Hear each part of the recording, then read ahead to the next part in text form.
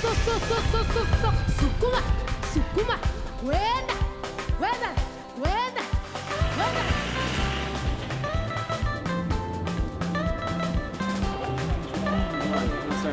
This is our fourth expedition. Our first one was in the deserts of Arizona, Utah. The second one was in the caves of Bermuda. The third one was last year. We went to India. And this year, we're going to be in South Africa for 5.5 weeks doing the history and humanities of South Africa.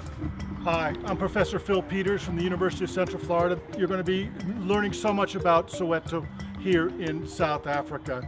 Up till now, distance learning was basically text-based. The teacher sat in a room, but I thought about how do you teach biology? How do you teach anthropology? How do you teach marine sciences from the field? Well, that requires that you're mobile, live, interactive, and remote. We have a set of video cameras that are roving so they can capture anything happening in the field, bring that back to a mixing board. And it's the mixing board where it all comes together as far as sending that signal out. But we also give the teacher on the teacher's tablet a feed of that as it's going out so that he or she can have an idea of what the students are seeing. We thought that was important. I was wondering if you could give us a few more facts about Soweto. How big is it? How many people live there? The population is about 4.5 million people. Soweto is just a diverse township. We have different cultures.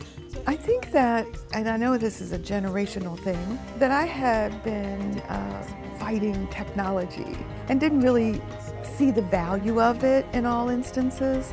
I really enjoy the face-to-face encounter with students. But this experience has shown me that there are new and even sometimes you might say better ways to help students to understand different cultures. Because I was sitting with people who were thousands of miles away from my students, but the students could directly interact with them. This is not a web course, this is not an M course, this is not a lecture course, this is not like any modality that we currently have at UCF. It's a new thing. This is really about knowledge transfer. You know, you can convert it into a kind of abstract form and put it in a paper or put it in an easily packageable sort of thing, but the fact is once you start talking about knowledge of place, there are a whole lot of subtleties that just cannot be captured that way, and so that live interaction allows students to get at some of that stuff that would be missed otherwise.